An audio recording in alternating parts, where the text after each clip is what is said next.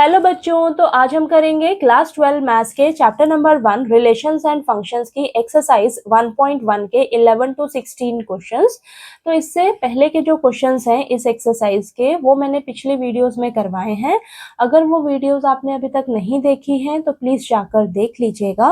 और इस वीडियो में हम 11 से लेकर 16 तक क्वेश्चंस करेंगे, तो प्लीज वीडियो को लास्ट तक जरूर देखिएगा बेटा। और कहीं पे कोई डाउट आए तो प्लीज पूछ लीजिएगा कमेंट करके। ओके, तो चलिए शुरू करते हैं। तो देखिए हमें क्वेश्चन नंबर 11 में दिया है, show that the relation R in the set A of points in a plane given by R is equal to P comma Q such that distance of the point P from the origin is same as the distance of the point Q from the origin is an equivalence relation।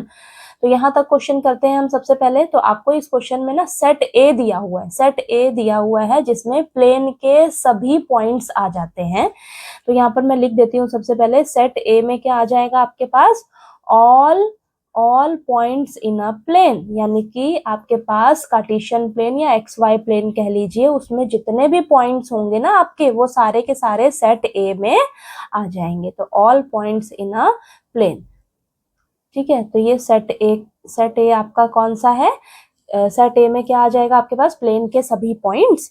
आगे आपको बोला गया है, आपको ना relation define किया गया है। रिलेशन क्या डिफाइन किया गया है, यहाँ पर देखिए दो पॉइंट्स हैं पी और क्यू, ठीक है। ये दो पॉइंट्स जो हैं तभी रिलेटेड होंगे एक दूसरे से जब इनका डिस्टेंस ऑरिजिन से क्या होगा, सेम होगा। यानी कि P पॉइंट का ओरिजिन से डिस्टेंस और Q पॉइंट का ओरिजिन से डिस्टेंस सेम होगा, तब हम कहेंगे कि ये जो P और Q पॉइंट हैं ये एक दूसरे से रिलेटेड है। तो यहाँ पर देखिए P और Q पॉइंट एक दूसरे से तभी रिलेटेड होंगे जब distance of the point P from the origin is same as the distance of the point from the origin, ठीक है। तो यहाँ पर देखिए मैं आपको डायग्राम बना के बताती हूँ तब आपको क्लियर हो जाएगा। देखिए ये मान लीजिए आपका कार्टेशियन प्लेन है, ठीक है, एक्स वाई प्लेन है आपका। ओके, ये रहा आपका ओरिजिन है ये। मान लीजिए इस प्लेन पर आपके पास दो पॉइंट्स हैं, यहाँ पर ये पी पॉइंट है और यहाँ पर ये क्यू पॉइंट है ना। अब P से लेकर Q तक का, P से लेकर O तक का डिस्टेंस, यानी कि ये ओरिजिन है, P से लेकर ओरिजिन तक का डिस्टेंस और Q से लेकर ओरिजिन तक का डिस्टेंस अगर सेम हो जाता है, सेम है ये O, यानी कि OP और OQ अगर एक दूसरे के बराबर हैं, तब ये दोनों पॉइंट्स जो हैं हम कहेंगे एक दूसरे से रिलेटेड हैं। यानी कि P कॉमा Q रिलेशन में तभी बिलोंग करेंगे जब इनका ओरिजिन से डिस्टेंस जो है वो क्या होगा, एक दूसरे के बराबर होगा। यानी कि OP किसके बराबर होना चाहिए, OQ के, ठीक है। OP OQ के इक्वल होगा, तब हम कहेंगे कि हमारे जो दो पॉइंट्स हैं हमारे वो रिलेशन में बिलोंग करते हैं, ठीक है, एक दूसरे से रिलेटेड हैं। इतना क्लियर हुआ। अब देखिए आपको क्या करना है, इस रिलेशन को ना इक्विवेलेंस रिलेशन जो है वो शो करके दिखाना है। तो सबसे पहले मैं क्या करूंगी, रिफ्लेक्सिव के लिए चेक करेंगे हम। इक्विवेलेंस रिलेशन में क्या होता है, हमें चेक करना होगा कि ये जो हमारा रिलेशन है ये रिफ्लेक्सिव भी है, सिमेट्रिक भी है और ट्रांजिटिव भी है। तो आपको ना बच्चा तीनों का ना कंडीशंस मालूम होना चाहिए। रिफ्लेक्सिव रिलेशन की कंडीशन क्या होती है, if A comma A belongs to relation where A belongs to set A, set A है ना आपके पास, यानी कि आपको सेम लेना है, सेम। तो अगर मैं यहाँ पर एक पॉइंट P ले लेती हूँ, ठीक है, मान लेती हूँ let point P belongs to set A, let point P belongs to set A, तो यानी कि यहाँ पर सेम देखेंगे हम, तो O से लेकर P तक का डिस्टेंस वो बराबर होगा O से लेकर P तक का डिस्टेंस, ठीक है। यानी कि OP का डिस्टेंस इक्वल होगा ना वो खुद के ही डिस्टेंस से, OP सेम होगा, है ना, सेम होगा। तो यहाँ पर मैं कह सकती हूँ so P comma P belongs to relation, so P comma P belongs to relation, यानी कि ये जो P पॉइंट है हमारा ये रिलेशन को बिलोंग करेगा, ठीक है, सेम सेम देखते हैं हम रिफ्लेक्सिव रिलेशन में। तो यहाँ पर हम कहेंगे R is reflexive, R is reflexive. तो आपने एक पॉइंट कोई भी ले लेना है, रिफ्लेक्सिव में हम चेक करेंगे सेम सेम, तो लेट कर लेंगे पी पॉइंट जो कि ए सेट से बिलोंग करता है। ठीक है, तो अब हम क्या करेंगे, हम देखेंगे ओ पी, ओरिजिन से लेकर पॉइंट पी तक का डिस्टेंस वो सेम होगा ओरिजिन से लेकर पी पॉइंट तक के डिस्टेंस का। तो हम इस तरीके से लिख सकते हैं कि पी कॉमा पी रिलेशन को बिलोंग करेगा, तो रिलेशन क्या है हमारा, रिफ्लेक्सिव है। चलिए आगे चेक करते हैं इसको सिमेट्रिक और ट्रांजिटिव के लिए। नेक्स्ट देखिए, हम सिमेट्रिक के लिए चेक करते हैं सिमेट्रिक रिलेशन। सिमेट्रिक रिलेशन, तो यहाँ पर देखिए हमारी कंडीशन क्या होती है, if A comma B belongs to relation then B comma A also belongs to relation, यानी कि उल्टा पुल्टा देखना है हमने। तो यहाँ पर मैं 2 पॉइंट्स लेकर चलूंगी। अब तो मान लेती हूँ मैं, let P comma Q belongs to set A. ठीक है, यहाँ पर मैं 2 पॉइंट्स ले लेती हूँ, ये दोनों पॉइंट सेट ए से बिलोंग करते हैं। तो यहाँ पर देखिए मानकर चलते हैं कि पी कॉमा क्यू जो है रिलेशन को बिलोंग कर रहे हैं, यानी कि इसका मतलब क्या है, ये कंडीशन को सेटिस्फाई कर रहे हैं। कंडीशन क्या थी हमारी, ओरिजिन से पी तक का डिस्टेंस और इक्वल होना चाहिए ओरिजिन से क्यू तक के डिस्टेंस से। ठीक है, अब अगर मैं कहूं कि ओ पी ओ क्यू के बराबर है, तो इसका उल्टा भी तो पॉसिबल है ना, बेटा। So O Q is equal to O P. समझ में आई बात। अगर मैं कह रही हूँ P कॉमा क्यू मेरा रिलेशन से बिलोंग कर रहा है, यानी कि मेरी कंडीशन क्या थी, अगर 2 पॉइंट्स रिलेशन से बिलोंग कर रहे हैं तो उन दोनों पॉइंट्स का ओरिजिन से डिस्टेंस बराबर होगा, ओरिजिन से P पॉइंट तक का डिस्टेंस बराबर होगा ओरिजिन से Q पॉइंट तक के डिस्टेंस के। तो ये हो जाएगा। अब इसको अगर आप उल्टा करके देखो, ओ क्यू को ओ पी के बराबर हम लिख सकते हैं, हाँ लिख सकते हैं। तो इससे मुझे क्या मिलेगा, क्यू कॉमा पी भी मेरा रिलेशन से बिलोंग करेगा। ठीक है, then Q comma P also belongs to relation. ठीक है, तो यहाँ पर मेरा क्या हो जाएगा, आर इज सिमेट्रिक। तो यहाँ पर हम उल्टा पुल्टा देखते हैं ना, तो यहाँ पर देखिए ये सेटिस्फाई हो रहा है, तो मेरा रिलेशन क्या हो जाएगा, सिमेट्रिक हो जाएगा। अब हम ट्रांजिटिव के लिए चेक करेंगे। तो ट्रांजिटिव के लिए देखिए क्या होता है, ट्रांजिटिव रिलेशन के लिए if A comma B belongs to relation, b comma c belongs to relation, then a comma c also belongs to relation। तो ये कंडीशन होती है। तो यहाँ पर मैं 3 पॉइंट्स लेकर चल लेती हूँ। तो यहाँ पर मैं 3 पॉइंट्स ले लेती हूँ, let p q r, 3 points ले लेते हैं। मैं यहाँ पर भी एक पॉइंट ले लेती हूँ। ठीक है, यहाँ पर भी पॉइंट ले लेती हूँ, एक r point. Okay, R point ले लिया मैंने। मैं कहती हूँ पी क्यू आर पॉइंट जो है वो सेट ए से बिलोंग करते हैं। तो अब मैं दो को लेकर चलती हूँ। मान लेती हूँ मेरा पी कॉमा क्यू जो है पॉइंट, ये रिलेशन से बिलोंग करता है, ये मेरा रिलेशन से बिलोंग करता है। पी कॉमा क्यू पॉइंट जो है रिलेशन से बिलोंग करता है। तो यहाँ पर मेरी कंडीशन सेटिस्फाई हो जाएगी कि ओरिजिन से पी तक का डिस्टेंस बराबर होगा ओरिजिन से क्यू तक के डिस्टेंस के, है ना। अब मैं मान लेती हूँ कि Q कॉमा R जो है ये भी रिलेशन से बिलोंग करता है, रिलेशन से बिलोंग करेगा, तो यानी कि OQ OR के बराबर होगा, OQ OR के बराबर होगा। अब देखिए बच्चा, यहाँ पर OP OQ के बराबर है, OQ OR के बराबर है, तो हम कह सकते हैं OP और OR भी एक दूसरे के बराबर होंगे। तो सो OP ओरिजिन से P तक का डिस्टेंस और ओरिजिन से R तक का डिस्टेंस, ये भी एक दूसरे के क्या होगा, इक्वल होगा। तो हम यहाँ से कह सकते हैं then P comma R also belongs to relation. तो यही वाली कंडीशन है ना। देखिए यही वाली कंडीशन आपको सेटिस्फाई करनी है कि P कॉमा Q रिलेशन से बिलोंग करता है और Q कॉमा R अगर रिलेशन से बिलोंग करता है तो P और R भी रिलेशन से बिलोंग करने चाहिए। तो यानी कि P और R भी रिलेशन से बिलोंग कर रहे हैं, इसका मतलब है OP जो है ओरिजिन से लेकर P तक का डिस्टेंस और ओरिजिन से लेकर R तक का डिस्टेंस जो है वो भी एक दूसरे के क्या है, बराबर है ना। तो यहाँ पर हम लिख सकते हैं सो R इज ट्रांजिटिव। समझ में आया ये। तो यहाँ पर मैं लिख दूंगी R is an equivalence relation. तो हमारा जो रिलेशन है वो रिफ्लेक्सिव भी प्रूव हो गया, सिमेट्रिक भी हो गया और ट्रांजिटिव भी हो गया। तो तीनों चीजें हमारी शो हो गई, सेटिस्फाई हो रही हैं, तो हम कहेंगे हमारा रिलेशन जो है वो एक इक्विवेलेंस रिलेशन है। चलिए आगे का क्वेश्चन इसका करते हैं। आगे देखिए, सेकंड पार्ट आपको दिया है ना। अब आपको सेकेंड पार्ट में बोला है further show that the set of all points related to a point P is not equal to 0 0 is the circle passing through P with origin as centre. तो देखिए बेटा, आपको ना शो करके दिखाना है कि जो आपका पॉइंट है वो नॉट इक्वल टू 0 0 है। 0 0 किसके कोऑर्डिनेट्स होते हैं? ओरिजिन के। यानी कि जो आपका P है वो नॉट इक्वल टू ओरिजिन होना चाहिए। P आपका ओरिजिन नहीं है। P आपका ओरिजिन नहीं है, आपको शो करके दिखाना है। अगर P आपका ओरिजिन नहीं है तो P से रिलेटेड जितने भी पॉइंट्स हैं वो कौन कौन से होंगे, कौन से होंगे?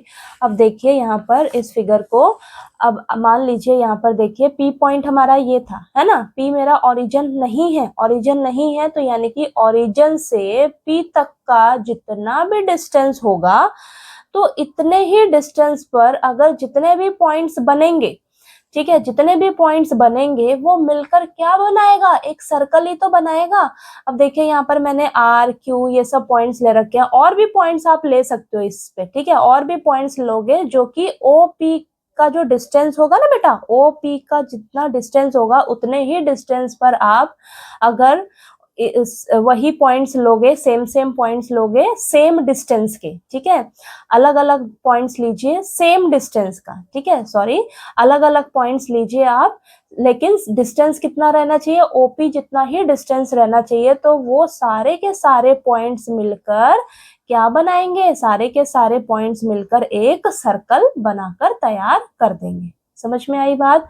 यानी कि ओपी का जितना भी डिस्टेंस होगा उतने ही डिस्टेंस पर आप अलग अलग पॉइंट्स अगर लोगे तो वो मिलकर क्या बनाएगा? एक सर्कल बनकर तैयार हो जाएगा, है ना।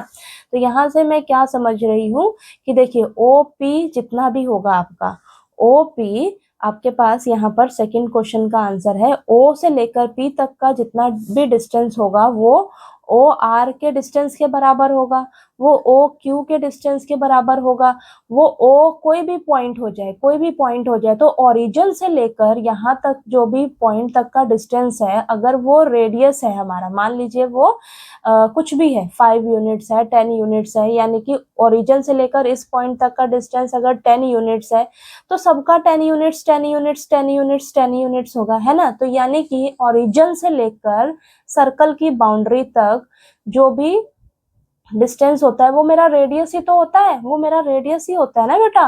ये सब क्या है? आपके रेडियस ही तो है, ओरिजिन से लेकर इन पॉइंट्स तक रेडियस ही है। तो यानी कि ये सारे पॉइंट्स किसके बराबर होंगे? रेडियस के। तो रेडियस आपका सेम होगा तो जितने भी पॉइंट्स बनेंगे इस सर्कल पर, ठीक है, उनका क्या होगा? सेम डिस्टेंस होगा, सेम डिस्टेंस होगा। समझ में आई बात? तो ये सेम डिस्टेंस मिलकर क्या बनाएंगे? आपका एक सर्कल बनाकर तैयार कर देंगे। तो यहाँ पर मैं कह सकती हूँ so P is not equal to 0 0। हमें शो करके दिखाना था ना कि हमारा जो P पॉइंट है वो ओरिजिन नहीं है, ओरिजिन नहीं है तो वो हटकर, ओरिजिन नहीं है, ओरिजिन से हटकर कोई पॉइंट है, तो ओरिजिन से लेकर P तक का जितना भी डिस्टेंस होगा उतने डिस्टेंस पर जितने भी पॉइंट्स बनकर तैयार होंगे वो मिलकर क्या बनाएगा? एक सर्कल बनाएगा, ठीक है। तो ये इसका आपने बस वन लाइन में आंसर दे देना है लास्ट का, बाकी आपको ये स्टार्टिंग में शो करके दिखाना था कि हमारा इक्विवेलेंस रिलेशन है, वो आपको शो करना आना चाहिए, ठीक है। तो चलिए क्वेश्चन नंबर 12 कर लेते हैं अब हम। अगला क्वेश्चन नंबर 12 दिया है आपको, show that the relation R defined in the set A of all triangles as R is equal to T1, T2 such that T1 is similar to T2 is equivalence relation. तो देखिए बेटा, यहाँ तक question सबसे पहले हम करते हैं। आपको क्वेश्चन में बोला है कि आपको ना सेट ए दिया हुआ है जिसमें सभी ट्रायंगल्स आ जाते हैं, ठीक है, सभी ट्रायंगल्स का सेट आपको दिया हुआ है, सेट ए, और आपको ये रिलेशन डिफाइन किया गया है और इस रिलेशन को आपको शो करके दिखाना है कि ये आपका एक इक्विवेलेंस रिलेशन है। तो यहाँ पर देखिएगा, आपको जो रिलेशन डिफाइन किया गया ना बेटा, इसमें क्या दिया गया है, यहाँ पर देखिए आपको सबसे पहले यहाँ पर मैं लेट कर देती हूँ। लेट आपको सेट ए जो दे रखा है ना, उसमें क्या आ जाते हैं, सारे ऑल ट्रायंगल्स, सभी ट्रायंगल्स आ जाते हैं आपके पास, ठीक है।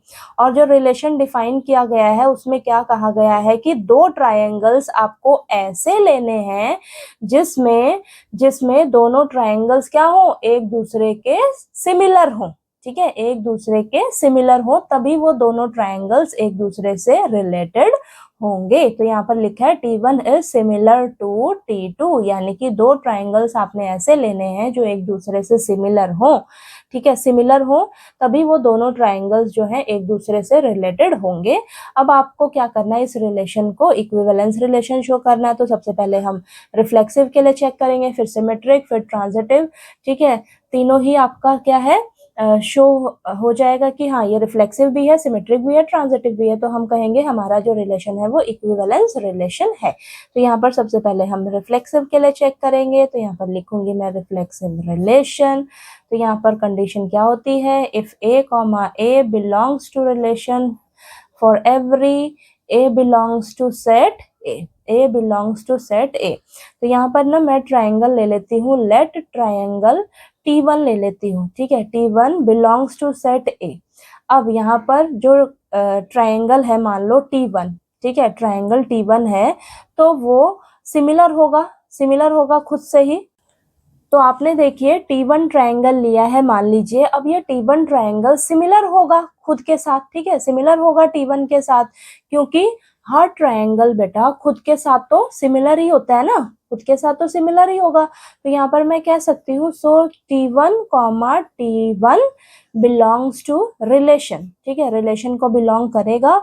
देयरफॉर R इज रिफ्लेक्सिव में हम यही चेक करते हैं ना, सेम वाला देखते हैं, ठीक है। तो यहाँ पर देखिए नेक्स्ट है सिमेट्रिक रिलेशन। तो यहाँ पर हम क्या देखते हैं, उल्टा पुल्टा देखते हैं ना, if A comma B belongs to relation then B comma A also belongs to relation. तो यहाँ पर मैं दो ट्राइंगल सेलेक्ट करके चलती हूँ, मान लीजिए T1 ट्राइंगल है और T2 ट्राइंगल है, ये सेट ए से बिलोंग करता है। तो अगर मैं कहती हूँ T1 कॉमा T2 रिलेशन को बिलोंग कर रहा है, तो इसका मतलब क्या है, ये कंडीशन को सेटिस्फाई कर रहा है। कंडीशन क्या कहती है, T1 is similar to T2। अगर T1 और T2 एक दूसरे के साथ सिमिलर है, यानी कि उनका इन दोनों ट्राइंगल्स का जो साइज है, शेप है, वो क्या है, सेम है दोनों ट्राइंगल्स का, तो यहाँ पर T1 अगर T2 के सिमिलर है तो हम इसका उल्टा भी कह सकते हैं। So T2 is also similar to T1, ठीक है। देन क्या हो जाएगा हमारा, T2 comma T1 also belongs to relation. समझ में आई बात, यानी कि अगर मैं कह रही हूँ T1 कॉमा T2 रिलेशन को बिलोंग कर रहा है, यानी कि ये कंडीशन को सेटिस्फाई कर रहा है, T1 जो है सिमिलर है T2 के, ठीक है, T1 जो ट्राइंगल है ये T2 ट्राइंगल के सिमिलर है। तो इसका उल्टा भी तो पॉसिबल है ना, दोनों ट्राइंगल्स अगर सिमिलर हैं तो ये दूसरा ट्राइंगल पहले ट्राइंगल के तो सिमिलर होगा ही ना, ऐसे भी लिख सकते हैं हम। तो T2 कॉमा T1 भी हमारा जो है रिलेशन को बिलोंग करेगा। तो हमारा यहाँ पर सो R इज रिफ्लेक्सिव, तो हमारा जो रिलेशन होगा वो क्या हो जाएगा, रिफ्लेक्सिव हो जाएगा। थर्ड क्या है, थर्ड है हमारे पास ट्रांजिटिव, ठीक है। तो अगर आपको इक्विवेलेंस शो करना रहे ना, ट्रांजिटिव, ठीक है, तो ये बहुत इजी है, आपको बस देखना है कि हमारा रिफ्लेक्सिव, सिमेट्रिक और ट्रांजिटिव होगा, उसके लिए आपको ये बस लिखने आना चाहिए, है ना। अब ट्रांजिटिव के लिए क्या है condition, if A comma B belongs to relation B comma C belongs to relation then A comma C also belongs to relation, है ना। तो यहाँ पर अगर मैं कहती हूँ, तीन ट्राइंगल ले लेती हूँ, let T1 comma T2 comma T3 belongs to relation, belongs to set A से ये तीनों ट्राइंगल्स बिलोंग करते हैं, ठीक है। तो यहाँ पर अगर मैं मान लेती हूँ, लेट करके चलती हूँ, T1 comma T2 belongs to relation, अगर ये दोनों ट्राइंगल्स रिलेशन को बिलोंग कर रहे हैं, यानी कि ये दोनों ट्राइंगल्स एक दूसरे के सिमिलर हैं, है ना। फिर मैं कहती हूँ T2 कॉमा T3 रिलेशन को बिलोंग करते हैं, तो यहाँ से हम कह सकते हैं कि T2 is similar to T3। अब यहाँ पर देखिए बेटा, अगर T1 ट्राइंगल T2 ट्राइंगल के सिमिलर है और T2 ट्राइंगल T3 ट्राइंगल के सिमिलर है, तो हम कह सकते हैं यहाँ पर so T1 is also similar to T3, ठीक है। ये दोनों ट्राइंगल सेम सेम है और T2 और T3 ट्राइंगल भी सेम सेम है, तो ये दोनों ट्राइंगल्स भी तो एक दूसरे के सिमिलर ही होंगे, सिमिलर होंगे ना, ठीक है। सिमिलर होंगे तो यहाँ से मैं कह सकती हूँ कि मेरा T1 comma T3 also belongs to relation, ये भी रिलेशन को बिलोंग करेगा, तो सो आर इज ट्रांजिटिव, तो हमारा रिलेशन जो होगा वो क्या होगा, ट्रांजिटिव रिलेशन होगा। तो यहाँ पर मैं कह सकती हूँ so R is an equivalence relation, तो हमें यही शो करना था कि मेरा जो आर है वो एक इक्विवेलेंस रिलेशन है, तो ये आप अच्छे से लिख लीजिएगा, है ना, ठीक है। तो ये देखिए आपको ये समझ आ गया, अभी तक तो हमने यहाँ तक किया है, ठीक है। आगे बोला है consider 3 right angle triangles T1 with sides 3, 4, 5, T2 with sides 5, 12, 13 and T3 with sides 6, 8, 10 which triangle among T1, T2, T3 are related. आगे ना बेटा आपको ना यहाँ पर 3 ट्राइंगल्स दिए हैं, जैसे T1, T2, T3, ठीक है। उन तीनों ट्राइंगल्स की ना साइड आपको दे रखी है कि T1 ट्राइंगल की ये साइड है, T2 ट्राइंगल की ये साइड से रखी है, T3 ट्राइंगल की ये साइड है, और आपको बोला है कि ना बताइए कि इनमें से कौन से ट्राइंगल्स जो है वो एक दूसरे से रिलेटेड हैं। तो हम कैसे करेंगे, हम क्या करेंगे, दो ट्राइंगल्स लेंगे और उनके बीच का रेशियो निकालेंगे, साइड्स के बीच का रेशियो निकालेंगे और वहां से देखेंगे अगर हमारी तीनों साइड्स एक दूसरे के बराबर आ जाएंगी किन्हीं भी 2 ट्राइंगल्स की, तो वहां पर हम कह सकते हैं कि ये वाले ट्राइंगल्स जो हैं एक दूसरे से रिलेटेड हैं। तो चलिए करते हैं इसको नेक्स्ट पेज पर। तो यहाँ पर सबसे पहले हम लिख देते हैं, देखिए T1 आपको T1 की साइड्स क्या दे रखी है, 3, 4, 5, T2 की साइड्स क्या दे रखी है, 5, 12, 13, T3 की साइड्स क्या दे रखी है, 6, 8, 10, ये दिया हुआ है, ठीक है। अब हम क्या करेंगे, एक एक करके रेशियो निकालेंगे दो ट्राइंगल्स की साइड्स के बीच का। तो T1 सबसे पहले मैं T1 अपॉन T2 इन दोनों ट्राइंगल्स के साइड्स का रेशियो निकालती हूँ। तो यहाँ पर देखिए 3 अपॉन 5 क्या इक्वल आ रहा है 4 अपॉन 12 के, इसको कैंसिल करोगे तो आपके पास 1 अपॉन 3 आएगा, नॉट इक्वल आ रहा है ये, तो यहीं पर स्टॉप कर दो आप। नेक्स्ट देखते हैं हम T1 का मैं अब देखिए नेक्स्ट लेती हूँ मैं T2 और T3 ले लेती हूँ, है ना, T2 और T3 ले लेती हूँ ये। अब इन दोनों का देखते हैं 5 अपॉन 6 और 12 अपॉन 8, ये कैंसिल होके आपके पास 3 अपॉन 2 आएगा, है ना बेटा, 4 के टेबल पर कट जाएगा तो 3 अपॉन 2 आएगा। तो क्या ये दोनों एक दूसरे के इक्वल होगा, नहीं होगा। तो यहाँ पर ना ये दोनों ट्राइंगल एक दूसरे के रिलेटेड है, ना ये दोनों ट्राइंगल्स एक दूसरे से रिलेटेड है। अब मैं T1 अपॉन T3 का रेशियो निकालती हूँ, T1 ट्राइंगल और T3 ट्राइंगल का रेशियो निकालती हूँ, देखती हूँ। तो 3/6 is equal to 4/8 is equal to 5/10, ये सिमिलर है, देखिए सेम आएगा आपके पास, ये कट के 1/2 आएगा, ठीक है, ये भी कट के 1/2 आएगा, ये भी कट के 1/2 आएगा। तो यहाँ पर देखिए 1/2 is equal to 1/2 is equal to 1/2, ये आ रहा है आपके पास। तीनों रेशियो सेम आ रही है, तीनों साइड्स की रेशियो सेम आ रही है ना दोनों ट्राइंगल्स की। कौन से दोनों ट्राइंगल्स हैं आपके पास, so T1 is related to T3, T1 और T3 ये दोनों ट्राइंगल्स जो हैं एक दूसरे से रिलेटेड हैं। क्यों रिलेटेड हैं, क्योंकि जब हमने इनके साइड्स का रेशियो निकाल कर देखा तो वो सारा एक दूसरे के इक्वल आ रहा है, ठीक है, इक्वल आना चाहिए। अगर इक्वल आ जाता है, साइड्स के बीच का रेशियो सेम आ जाता है, तो हम कहेंगे कि हमारे वो दोनों ट्राइंगल्स जो है वो एक दूसरे से रिलेटेड है। तो यहाँ पर मैंने चेक करके देखा तो मेरा T1 और T3 जो है ये दोनों ट्राइंगल्स जो है वो एक दूसरे से रिलेटेड है। ओके, तो यहीं पर आपका क्वेश्चन नंबर 12 खत्म होता है। चलिए क्वेश्चन नंबर 13 करते हैं नेक्स्ट पेज पर। अगला क्वेश्चन नंबर 13 है, show that the relation R defined in the set A of all polygons as R is equal to P1, P2 such that P1 and P2 have same number of sides is an equivalence relation. तो यहाँ तक करते हैं question सबसे पहले हम।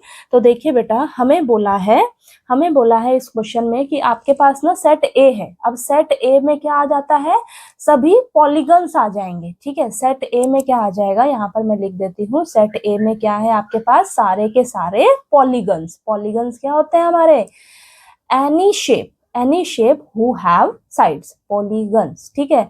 यानी कि कोई भी शेप जिनकी साइड्स होती है ना, तो वो हमारे क्या होते हैं, पॉलीगन्स होते हैं। जैसे कि ट्रायंगल, स्क्वायर हो गया, रेक्टेंगल हो गया, पेंटागन हो गया, हेक्सागन हो गया।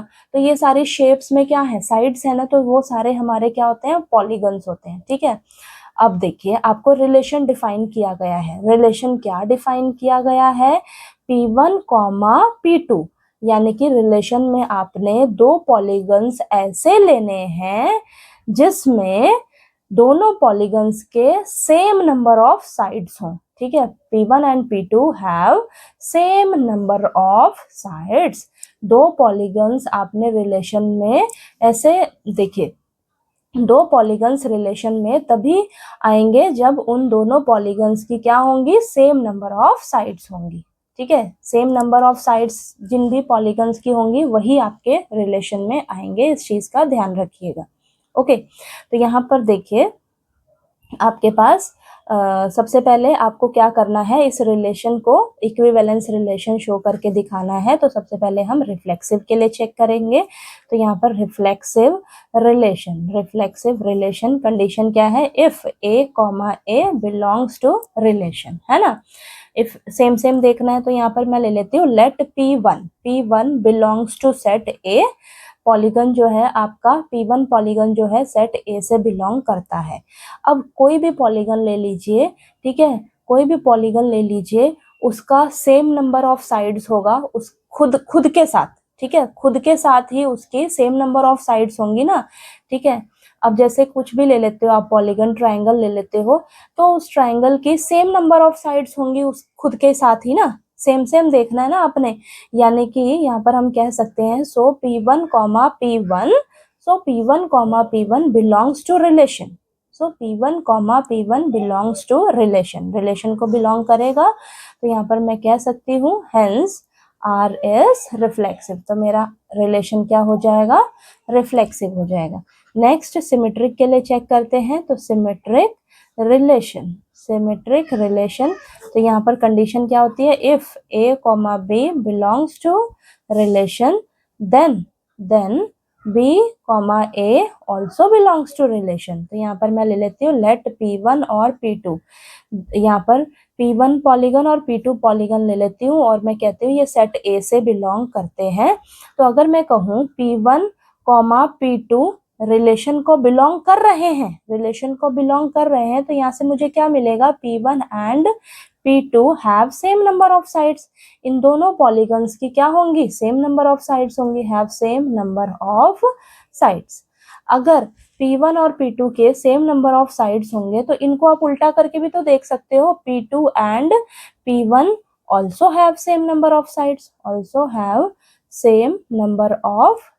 तो इनकी भी सेम नंबर ऑफ साइड्स होंगी। तो मैं कह सकती हूँ सो P2 comma P1 also belongs to relation,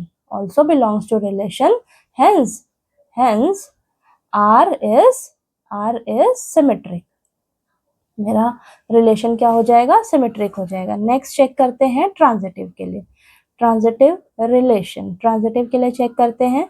तो देखिए बेटा यहाँ पर मैं कहूँगी कंडीशन क्या होती है हमारी, if A comma B belongs to relation, B comma C belongs to relation, then A comma C also belongs to relation, ऐसा होना चाहिए।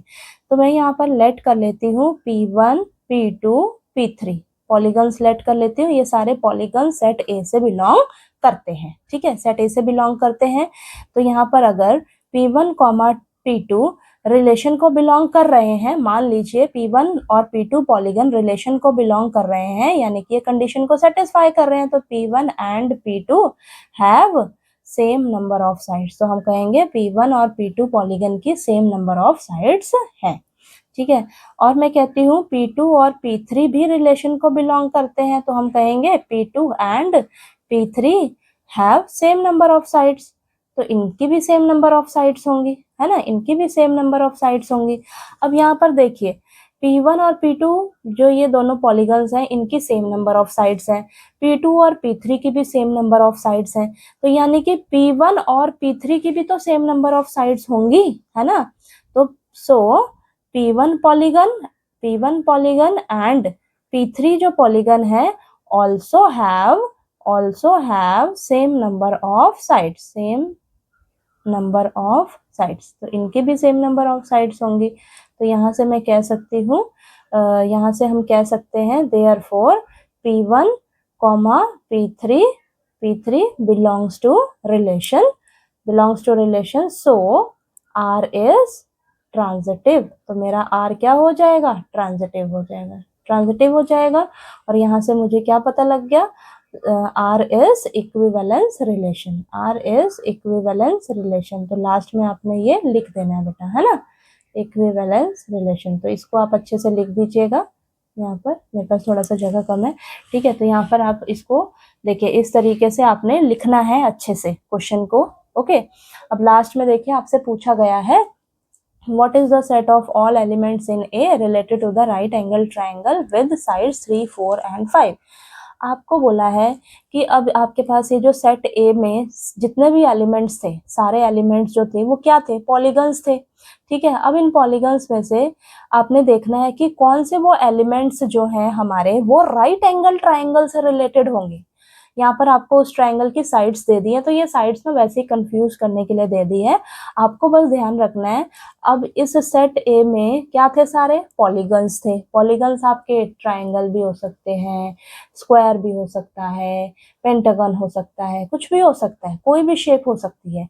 तो अब इनमें से सेट ए में से कौन से वो एलिमेंट्स होंगे जो राइट एंगल ट्राइंगल से रिलेटेड होंगे। राइट एंगल ट्राइंगल से कौन सा पॉलीगन रिलेटेड होगा, कौन सा यहाँ से रिलेटेड होगा, सेट ए में से एलिमेंट्स कौन सा रिलेटेड होगा। कंडीशन ध्यान दो ना, कंडीशन में बोला गया है दो पॉलीगन्स आपने ऐसे देखने हैं, ऐसे लेने हैं रिलेशन में जिनकी सेम नंबर ऑफ साइड्स होनी चाहिए, अब राइट एंगल ट्राइंगल में कितनी साइड्स होती हैं, 3 साइड्स होती हैं, हमें तो पता ही है, ठीक है, 3 साइड्स होती हैं। तो अब सेट ए में से आप कौन सा एलिमेंट लोगे, ट्राइंगल ही तो लोगे बेटा, यहाँ से ट्राइंगल ही उठाओगे ना, क्योंकि ट्राइंगल की ही 3 साइड्स होती हैं। अब ट्राइंगल ही ट्राइंगल से रिलेटेड हो सकता है, ठीक है। तो मैं कह सकती हूँ कि set of all triangles are related to the right angle triangle. तो हमारा सेट क्या होगा, सभी ट्राइंगल्स का सेट होगा जो कि इससे रिलेटेड होगा। तो इसको चलिए वर्डिंग्स में लिख देते हैं बस।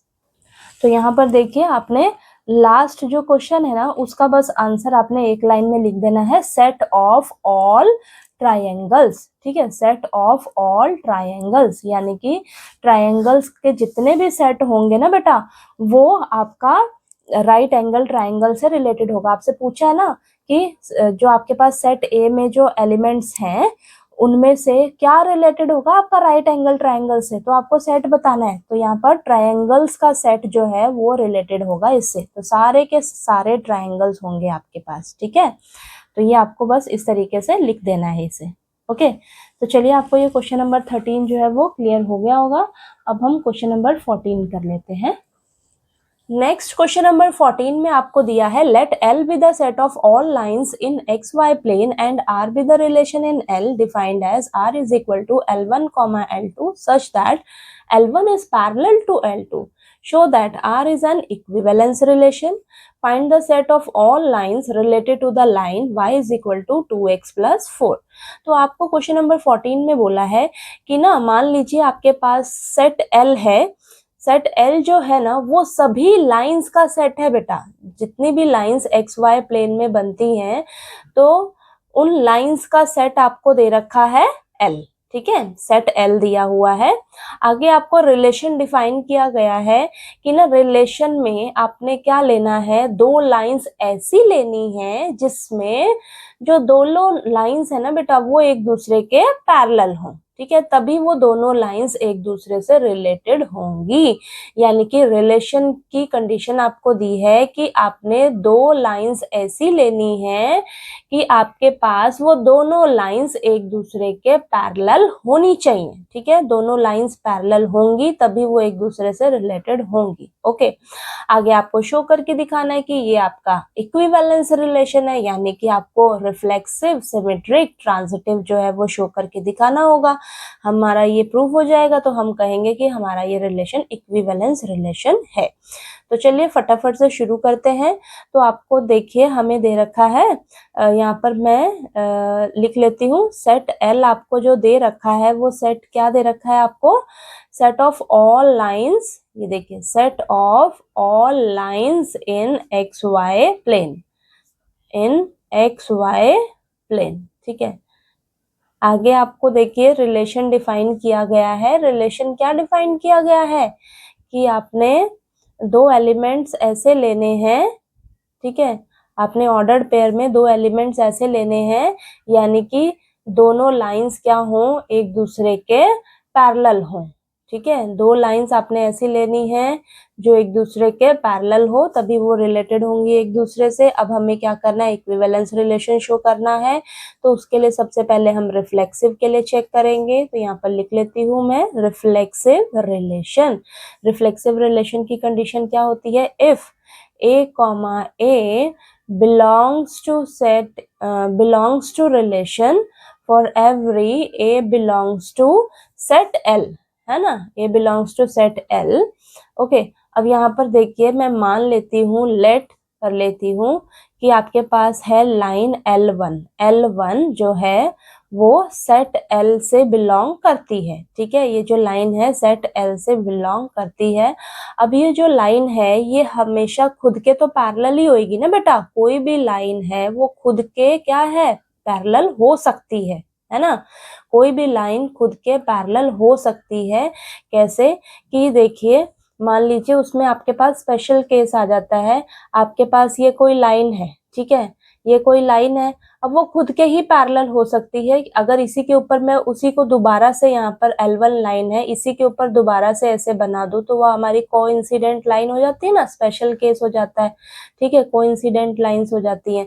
तो यानी कि देखिए हमारी ये L1 जो है वो खुद के पैरेलल हो सकती है। तो यहाँ पर मैं लिख देती हूँ L1 is parallel, L1 is parallel to L1 as every line is parallel to itself, ठीक है। यानी कि कोई भी लाइन खुद के पैरेलल हो सकती है ना। वो अगर एक दूसरे के ऊपर आ जाएगी तो वो क्या कहलाएंगी, दोनों लाइंस, जैसे कि L1 है वही सेम लाइन एक दूसरे के ऊपर आ जाएंगी तो वो दोनों लाइंस क्या है, एक दूसरे के पैरेलल ही है, ठीक है। कोई भी लाइन खुद के ऊपर देखिए ऐसे आ जाएगी वापस से, ठीक है, तो क्या होगा, अब वो जो लाइन है वो खुद के ही क्या हो जाएगी, पैरेलल हो जाएंगी, ठीक है, दोनों पैरेलल हो जाएंगी, ओके। तो यहाँ पर देखिए ये आ गया आपका, तो हम कहेंगे कि सो L1 L1 belongs to relation, ठीक है, रिलेशन को बिलोंग करेगा, hence the relation is reflexive. तो हमारा रिलेशन क्या होगा, रिफ्लेक्सिव होगा। रिफ्लेक्सिव में हम देखते हैं ना, डबलेट चेक करते हैं, यानी कि हम शक्ल देखते हैं। तो यहाँ पर मैंने L1 लिया और L1 के पैरेलल हो जाएगा, कोई भी लाइन खुद के पैरेलल हो सकती है ना। अब यहाँ पर देखिए सिमेट्रिक के लिए चेक करते हैं। तो सिमेट्रिक रिलेशन में हम उल्टा देखते हैं, उल्टा पुल्टा। तो यहाँ पर देखिए if A, B belongs to relation then इसका उल्टा भी रिलेशन में बिलोंग होना चाहिए, B, A also belongs to relation, ऐसा होना चाहिए। तो यहाँ पर देखिए मैं दो लाइंस ले लेती हूँ यहाँ पर। अब let L1, L2 belongs to set L, ठीक है, बिलोंग्स टू सेट L। तो यहाँ पर देखिए मैं मान कर चलती हूँ कि L1, L2 belongs to relation, L1 L2 relation को बिलोंग करती है। तो यानी कि यहाँ से मुझे क्या मिलेगा, L1 is पैरेलल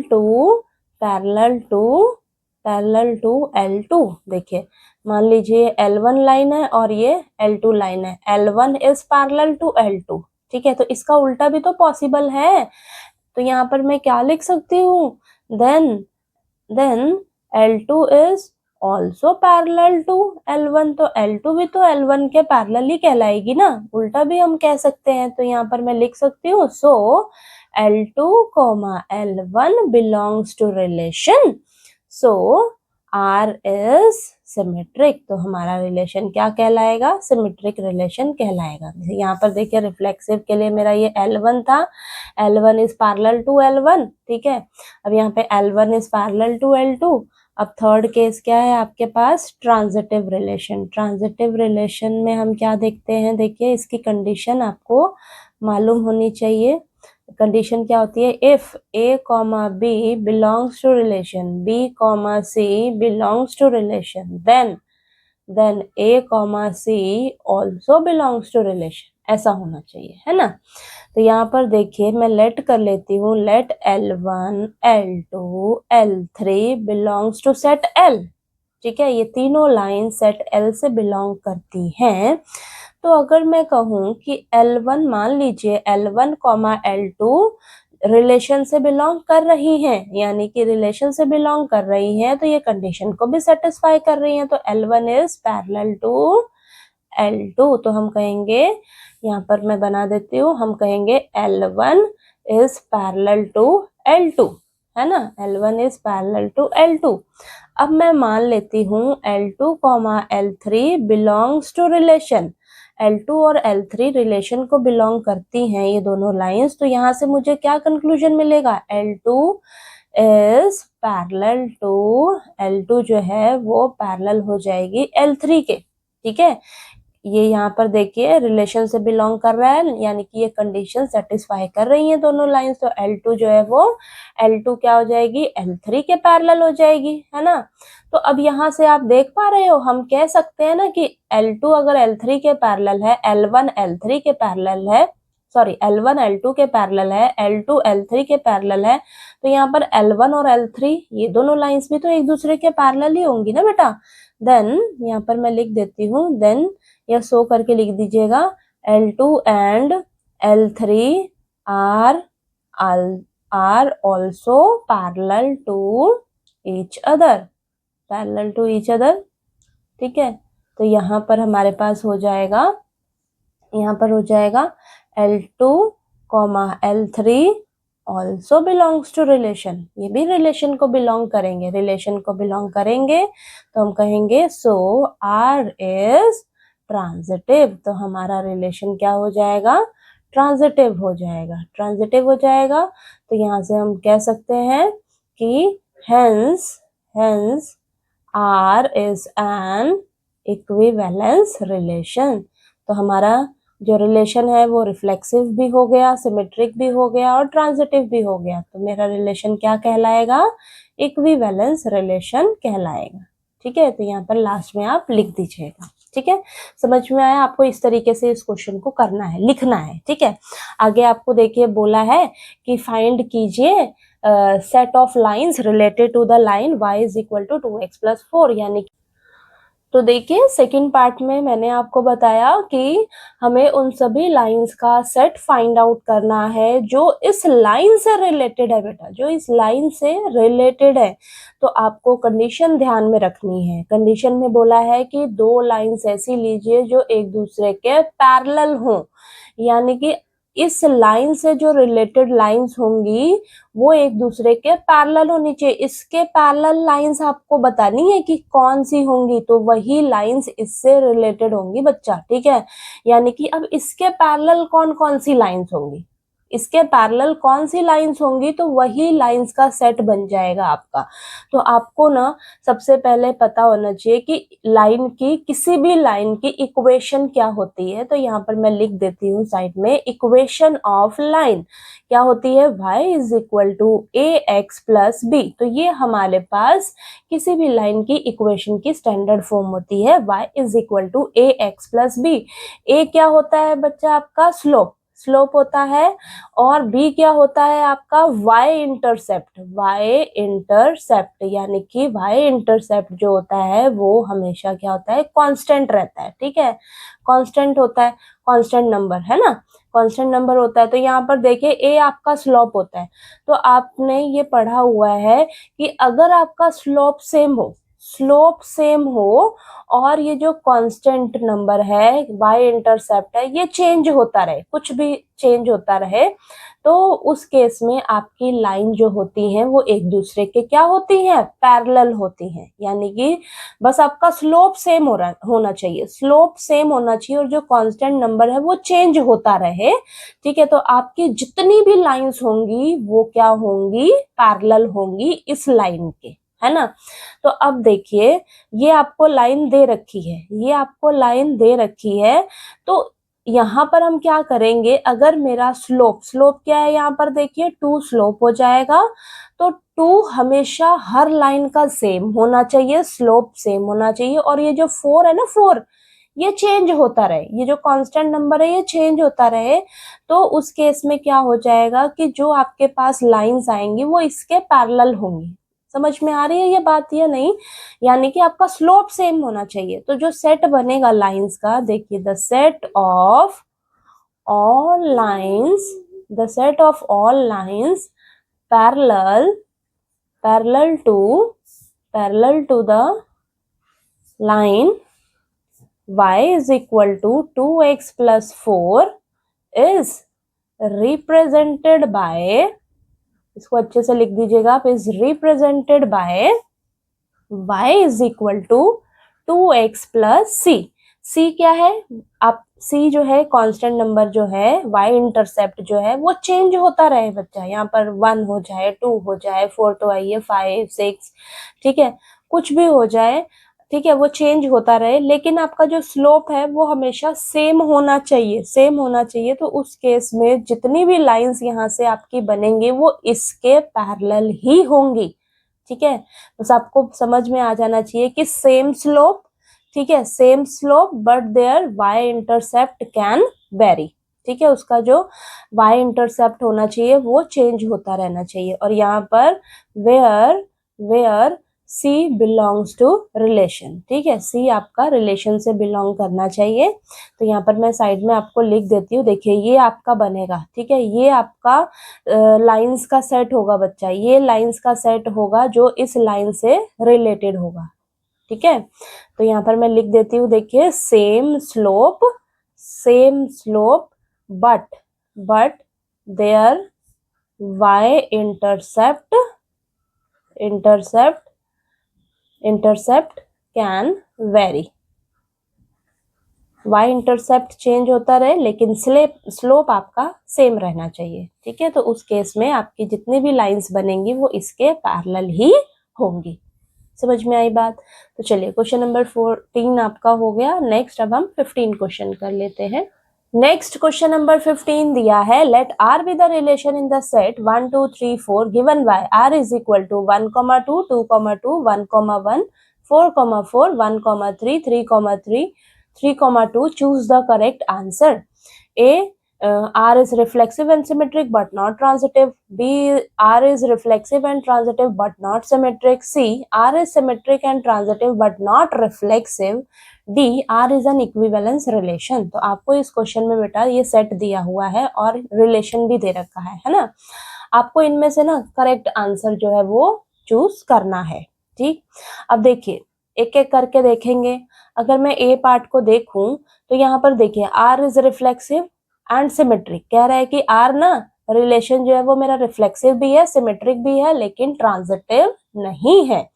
तो यहाँ पर देखिए क्या रिलेशन आपका रिफ्लेक्सिव है, रिफ्लेक्सिव में क्या देखते हैं हम, डबलेट देखते हैं। तो देखिए 1 2 3 4 जो सेट में है, क्या इनके हमशक्ल आपके रिलेशन में है, 1 है, 2 है, 3 है, 4 है, तो मेरा रिलेशन तो रिफ्लेक्सिव है, ये चीज तो सही है। सिमेट्रिक देखिए जरा, अगर 1 2 है तो क्या 2 1 है, नहीं है ना, है ना। 1 3 है तो क्या 3 1 है, नहीं है। तो ए तो आपका नहीं होगा, है ना, ए आपका करेक्ट आंसर नहीं होगा। अब देखिए R इज रिफ्लेक्सिव, रिफ्लेक्सिव तो है, क्या ये ट्रांजिटिव है, और ये सिमेट्रिक तो नहीं है। ठीक है, सिमेट्रिक तो है ही नहीं ना, हमें यहाँ से पता लग गया। क्या ये ट्रांजिटिव है, ट्रांजिटिव में देखिए हमारे पास 2 केस होते हैं ना। सबसे पहला तो क्या होता है, अगर A, B, B, C relation से बिलोंग करते हैं तो A, C भी रिलेशन से बिलोंग करना चाहिए। और एक स्पेशल केस होता है जिसमें कि आपके पास सिर्फ ना a, b ही रहे, आगे b, c आपको मिले ही नहीं, तो आप थर्ड जो है कैसे ढूंढोगे, है ना। तो उस स्पेशल केस में हम कहेंगे बाय डिफॉल्ट हमारा जो रिलेशन है वो ट्रांजिटिव रिलेशन है। तो यहाँ पर देखिए 1, 2, क्या आगे 2 से कोई और बन रहा है आपके पास, डबलेट को छोड़ दीजिए, ठीक है। 2, कुछ भी है नहीं है, आगे 1, 2 से आगे आपका बढ़ ही नहीं रहा है ना। और अगर मैं देखूं 3, 2, तो 3, 2 के बाद 2 से कुछ और है आपके पास, नहीं है। अगर मैं 1, 3 देखूं 3, तो यहाँ पर 3 के बाद कुछ बन रहा है आपका, नहीं बन रहा है ना, नहीं हो रहा है ना। तो यहाँ पर मेरा ट्रांजिटिव भी है, ये रिलेशन ट्रांजिटिव भी है। यहाँ पर आपका स्पेशल केस अप्लाई हो रहा है बच्चा, स्पेशल केस अप्लाई हो रहा है ना। तो यानी कि यहाँ पर आपको मेंशन भी करना पड़ेगा ना, तो बी आंसर आपका करेक्ट रहेगा। देखिए जो बी है क्या है, R is reflexive, R is reflexive and transitive but not symmetric, ये आपका करेक्ट आंसर होगा, बट नॉट सिमेट्रिक। ठीक है, कैसे रिफ्लेक्सिव कैसे हुआ, देखिए क्योंकि रिफ्लेक्सिव रिलेशन कैसे हुआ, 1, 1, 2, 2, 3, 4, 4 आपके रिलेशन से बिलोंग कर रहा है, तो ये मेरा रिफ्लेक्सिव हो जाएगा। ट्रांजिटिव कैसे हुआ, ट्रांजिटिव कैसे हुआ, यहाँ पर मेरा स्पेशल केस लग रहा है, यहाँ पर मेरा स्पेशल केस अप्लाई हो रहा है। देखिए स्पेशल केस में क्या आ जाएगा, 1, 2 बिलोंग्स टू रिलेशन, है ना। और आप कह सकते हो कि मेरा 1, 3 भी रिलेशन में बिलोंग कर रहा है, ठीक है।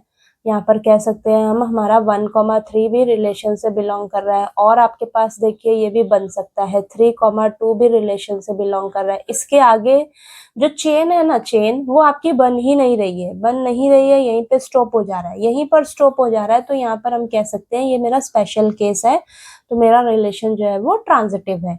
अब यहाँ पर देखिए सिमेट्रिक के लिए देखिए ये सिमेट्रिक कैसे नहीं है, सिमेट्रिक कैसे नहीं है, अगर 1, 2 रिलेशन से बिलोंग कर रहा है तो 2, 1 आपका रिलेशन से बिलोंग नहीं कर रहा है, नहीं कर रहा है ना।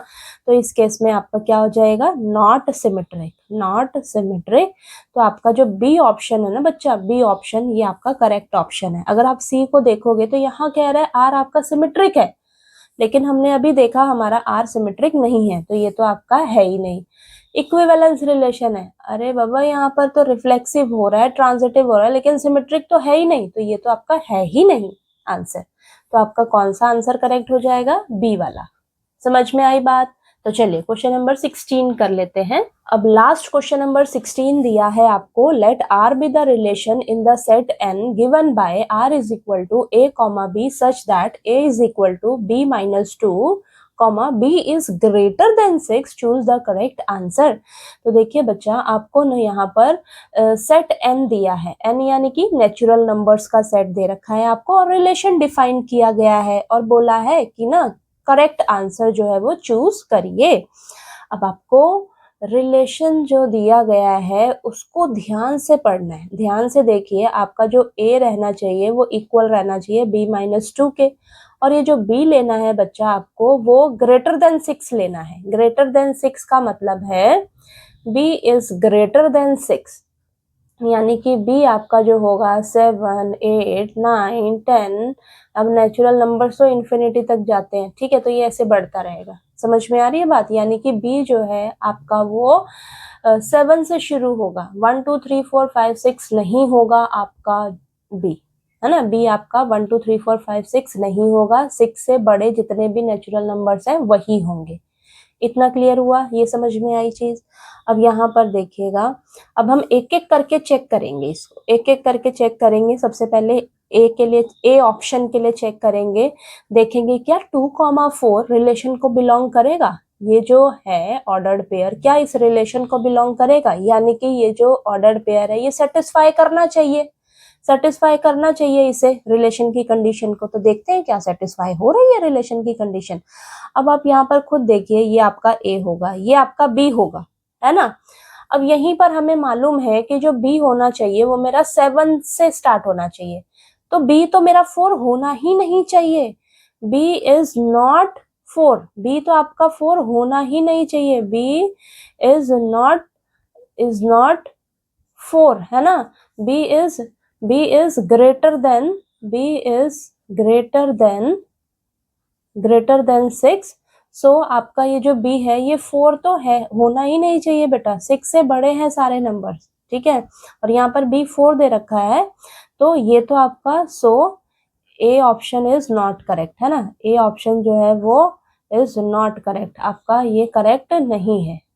ओके, तो ये तो आपका करेक्ट नहीं है। अगला देखते हैं बी पार्ट देखते हैं। B option 3,8 belongs to relation, है ना, यानी कि ये आपका ए है, ये आपका बी है, कहने की बात है, ये आपका ए और बी। चलिए इसके लिए चेक करते हैं। तो आपको कंडीशन क्या दे रखी है, A is equal to B minus 2, ये दे रखा है। अगर मैं ए यहाँ पर 3 रख दूं, बी रख दूं यहाँ पर 8 माइनस 2, तो देखते हैं क्या ये बराबर आ रहा है, ये आ जाएगा 6। ये तो इक्वल नहीं आ रहा है, इक्वल नहीं आ रहा है, यानी कि ये कंडीशन सेटिस्फाई नहीं हो रही है मेरी, तो ये मेरा बी ऑप्शन बी जो है वो करेक्ट नहीं है, is not correct, is not correct, ये भी करेक्ट नहीं है। अब सी के लिए चेक कर लेते हैं, चलिए सी के लिए चेक कर लेते हैं। 6,8 बिलोंग्स टू रिलेशन, है ना, तो ये हो जाएगा आपका ए, ये हो जाएगा बी। तो आपको दे क्या रखी है condition, A is equal to B minus 2, A 6 रखो, बी की जगह 8 रखो, 8 माइनस 2, देखते हैं क्या ये बराबर आ रहा है। हाँ, यहाँ पे तो बराबर आ गया ना, एक दूसरे के इक्वल आ गया, यानी कि 6,8 जो है ये आपके ऑर्डर्ड पेयर्स हैं रिलेशन के, यानी कि ये जो है रिलेशन से बिलोंग करता है। सो सी जो है is correct, C option is correct. तो आपका सी ऑप्शन ना करेक्ट होगा बच्चा। इसको भी चेक करोगे ना, ये नॉट करेक्ट आएगा आपका, क्योंकि देखिए यहाँ पर ये ए हो जाएगा, ये बी हो जाएगा, 7 तो यहाँ पर 7 माइनस 2 करोगे 5 इज नॉट इक्वल टू 8, है ना, तो ये भी आपका गलत होगा, डी ऑप्शन भी। ठीक है, तो आपका करेक्ट कौन सा ऑप्शन होगा, सी ऑप्शन आपका करेक्ट होगा। तो यहाँ पर मैं लिख दूंगी, देखिए सी इज करेक्ट ऑप्शन, तो लास्ट में आपने लिख देना है सी ऑप्शन इज करेक्ट। ठीक है, तो आपको यहाँ पर एक्सप्लेन करना हो तो कर सकते हो, अदरवाइज यहाँ पर सी ऑप्शन जो है उसको आपको एक्सप्लेन तो करना ही है, तभी पता लगेगा ना कि आपका ये जो सी ऑप्शन है वो ही करेक्ट है कैसे, है ना। तो थोड़ा सा आप इसको एक्सप्लेन कर दीजिएगा। तो देखिए आपको मैंने इस वीडियो में 11 से लेकर 16 तक जो सभी क्वेश्चन थे वो सारे मैंने करवा दिए हैं, और किसी भी क्वेश्चन में कोई डाउट आए तो प्लीज़ पूछ लीजिएगा। और अगर आपको मेरा ये वीडियो पसंद आए तो प्लीज़ वीडियो को लाइक कीजिए, शेयर कीजिए और चैनल को सब्सक्राइब करना मत भूलिएगा, है ना।